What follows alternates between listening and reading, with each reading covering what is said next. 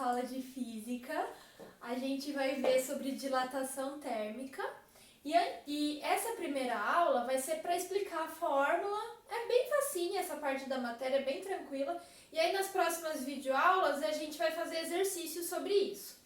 Então, primeiro, por que acontece dilatação? Por que os sólidos, a gente vai trabalhar primeiro com sólidos. Por que os sólidos se dilatam? O que acontece? Aqui, no meu desenho super bem feito, um desenho lindo, eu tenho aqui, aqui são as moléculas.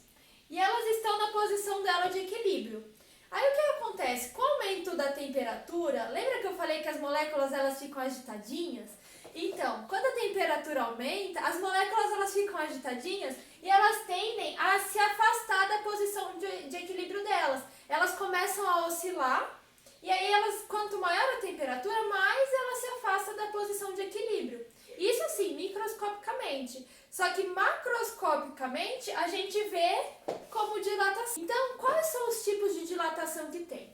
Quando a gente percebe essa dilatação em uma dimensão só, por exemplo, no comprimento de alguma coisa, a gente chama de dilatação linear. Quando a gente percebe a dilatação em duas dimensões, então, sei lá, eu tenho uma placa de metal, e aí você viu que o comprimento e a largura aumentaram. Então, a dilatação superficial. E quando a gente percebe o aumento nas três dimensões, dilatação volumétrica. Então, se eu estou falando de comprimento, dilatação linear. Se eu estou falando de área, superficial. Se eu estou falando de volume, volumétrica. Vamos entender as coisas aqui da fórmula. A fórmula diz assim, ΔL igual L0 vezes alfa vezes ΔT. Esse ΔL é a variação do comprimento, como a gente está falando de coisas lineares. Então, ΔL, variação do comprimento. Então, o comprimento final menos o inicial, é o quanto aumentou. L0 é o comprimento inicial. O alfa é o coeficiente de dilatação linear. Então, cada material tem o seu próprio valor de alfa, tá? O aço tem um valor, o vidro tem um valor, cada material tem um valor. E o ΔT é a variação de temperatura. De novo, variação é final menos inicial. Então, o exercício às vezes pode dar tipo, o objeto dilatou de 20 a 50 graus. Então, você tem que fazer a variação, né? 50 menos 20 nesse caso. A mesma coisa vale para as outras, por isso que eu estou explicando a forma tudo de uma vez. Então, ΔS, se o ΔL é a variação do comprimento, ΔS, que a gente está falando de superfície, de área, é a variação de área, S0 é a área inicial, o beta é o coeficiente de dilatação superficial do material, ΔT, variação de temperatura. A mesma coisa para dilatação volumétrica.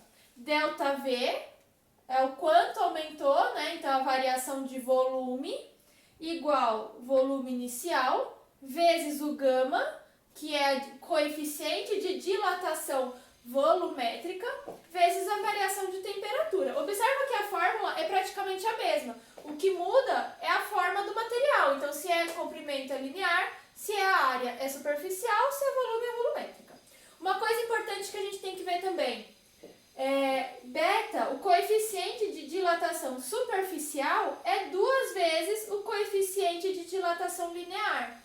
E o gama, que é o volumétrico, é 3 vezes o coeficiente de dilatação linear. Então, às vezes, o exercício vai falar de área, mas não vai dar para você o beta, ele vai dar para você o alfa.